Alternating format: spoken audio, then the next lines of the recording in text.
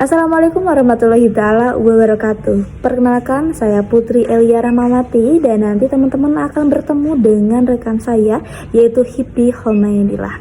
Dalam video ini kita akan mempresentasikan kembali materi yang sebelumnya pernah kita sampaikan pada pertemuan kedua, yaitu tentang dasar pengertian TQM, pendekatan dasar Total Quality Management, kesadaran implementasi TQM, dan definisi kualitas.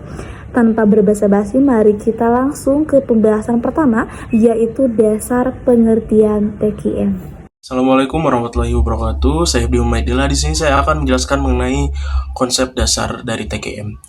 Nah, jadi di sini TQM itu merupakan cara perusahaan buat terus meningkatkan kualitas dan kerja di semua bagian kerja, bukan cuma di salah satu misalkan departemen saja atau divisi saja, tapi semua orang perusahaan, baik dari pimpinan, terus karyawan sampai pemasok pun itu ikut terlibat supaya hasilnya akan bagus dan pelanggan nanti makin puas gitu loh. Terus TQM juga gak cuma fokus ke hasil akhir, tapi ke prosesnya juga. Jadi misalnya nih, ada kesalahan yang diperbaiki, bukan cuma produknya saja, tapi cara kerjanya juga, biar nanti tahu gitu akar permasalahannya itu di mana. Mari kita bahas satu persatu tentang Total Quality Management. Yang pertama total, yaitu bersifat keseluruhan. Yang kedua quality, yaitu sebuah tingkat keunggulan suatu produk. Dan yang terakhir manajemen adalah sebuah tindakan, seni, cara menangani, pengendalian, dan mengarahkan. Lanjut ke tujuan Total Quality Management. Tujuan pertama yaitu menyediakan produk atau layanan yang berkualitas kepada pelanggan serta dapat meningkatkan produktivitas dan menurunkan biaya. Di mana pada tujuan ini TQM menyediakan sebuah produk atau layanan yang berkualitas untuk pelanggan dengan meningkatkan produktivitas tanpa harus menambah biaya.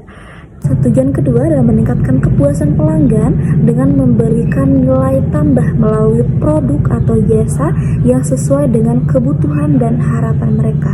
Jadi untuk sistem TQM ini, perusahaan menyediakan produk dengan menambahkan nilai apa yang dibutuhkan dan apa yang diharapkan oleh pelanggan. Tujuan ketiga adalah membangun keunggulan bersaing perusahaan dengan cara menjaga mutu secara konsisten dan berkembang. Tujuan keempat adalah meningkatkan keterlibatan karyawan dan kepuasan kerja karyawan dengan mendorong partisipasi, kerja tim, serta pemberdayaan dalam setiap proses perbaikan. Untuk tujuan kelima ini adalah dengan mengurangi pemborosan dan meningkatkan efisiensi operasional sehingga organisasi dapat bekerja dengan lebih efektif dengan sumber daya yang ada. Untuk tujuan keenam atau terakhir adalah mendorong budaya perbaikan yang berkesinambungan agar perusahaan selalu siap akan perubahan lingkungan bisnisnya dan kebutuhan pelanggannya. Baik teman-teman, mari kita lanjut ke prinsip-prinsip Total Quality Management. Yang pertama, ada fokus pada pelanggan, di mana seluruh kegiatan ini diarahkan hanya untuk memenuhi kebutuhan bahkan melebihi kepuasan pelanggan. Prinsip yang kedua adalah keterlibatan semua karyawan, di mana kualitas bukan hanya tanggung jawab manajer atau QC, tetapi juga untuk kualitas ini dari mulai jabatan tertinggi sampai jabatan terbawah itu mereka bertanggung jawab atas kualitas produk tersebut. Dan prinsip ketiga yaitu pendekatan proses, di mana kualitas itu tergantung pada prosesnya. Jika prosesnya itu dilakukan dengan benar, maka kualitasnya juga akan sesuai harapan. Prinsip keempat adalah perbaikan berkesinambungan, di mana TQM menekankan bahwa selalu ada ruang untuk perbaikan untuk menjadi lebih baik. Untuk prinsip kelima yaitu keputusan diambil berdasarkan fakta dan data, di mana sistem TQM ini mengambil sebuah keputusan dengan data statistik atau analisis, di mana untuk nanti ditindaklanjutkan. Jadi untuk TQM ini tidak hanya feeling saja, tetapi mereka mengambil keputusan dengan data yang ada.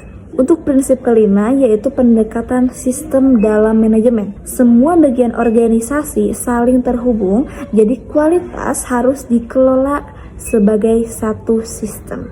Dan untuk prinsip terakhir adalah kepemimpinan yang kuat, di mana manajemen puncak harus memberikan visi, arahan, serta dukungan penuh agar budaya kualitas hidup di organisasi. Baik teman-teman, sampai di sini kita bertemu. Untuk pembahasan selanjutnya akan dibahas oleh rekan saya. Terima kasih. Ini ada pendekatan dasar TKM. Pendekatan dasar TKM ini ada 6 ya. Yang pertama yaitu komitmen manajemen dari atas sampai bawah. Ini maksudnya pimpinan perusahaan harus benar-benar terlibat dan peduli sama penerapan kualitas di perusahaan. Jadi tidak lepas kendali gitu, tidak membiarkan karyawannya begitu saja. Terus kedua, fokus pada pelanggan internal dan eksternal. Nah, di sini perusahaan harus benar-benar ngerti gitu loh. Ngerti dan peduli sama kebutuhan pelanggan. Pelanggan eksternal itu yang beli produk kita, sedangkan pelanggan internal itu rekan kerja di dalam perusahaan sendiri. Jadi kalau kita kerja di bagian produksi, pelanggan kita bisa jadi bagian penjualan yang butuh hasil kerja kita gitu. Jadi kan pasti di perusahaan itu beda-beda ya tiap divisinya. Jadi divisi ini pasti nungguin hasil dari divisi ini misalkan untuk memproses suatu produk. Ya, itu maksudnya. Terus yang ketiga ada keterlibatan semua karyawan. Nah, jadi TKM ini gak bisa jalan kalau cuma segelintir orang yang kerja keras. Semua orang di perusahaan harus gerak gitu loh. Harus komitmen. Terus 4, perbaikan terus menerus. Nah, selanjutnya yang kelima ada supplier sebagai mitra kerja. Nah, dalam TKM, pemasok atau supplier bukan cuma dianggap penjual bahan baku saja, tapi partner kerja juga yang bantu perusahaan menjaga kualitas. Gitu loh. Terus, yang 6 itu menetapkan ukuran kinerja. Nah, yang terakhir, perusahaan harus punya ukuran atau indikator buat kayak menilai sejauh mana sih proses dari hasil kerja udah sesuai standar apa belum gitu. Selanjutnya ada kesadaran implementasi dalam TKM. Biasanya sebuah organisasi atau perusahaan baru menyadari bahwa penerapan TKM itu harus diterapkan karena mereka itu sudah sadar bahwa kualitas produk atau layanan mereka itu menurun gitu atau kurang bagus. Nah, kesadaran itu biasanya muncul ketika ada masalah, misalnya penurunan penjualan, terus banyak komplain dari pelanggan, biasanya seperti itu. Nah, oleh karena itu, semakin banyak perusahaan yang menyadari pentingnya dan kebutuhan peningkatan kualitas jika mereka ingin bertahan dalam persaingan domestik dan dunia.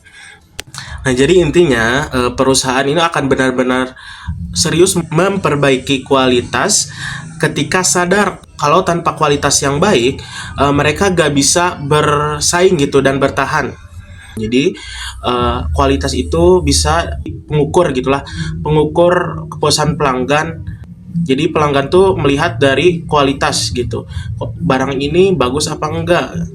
Terus kedua, pelanggan juga tidak melihat dari produknya, misalkan packagingnya bagus apa gimana, tapi mereka juga lihat kegunaan dan nilai jualnya gitu. Biasanya para pelanggan pengennya itu biasanya ya kualitasnya bagus tapi murah gitu biasanya.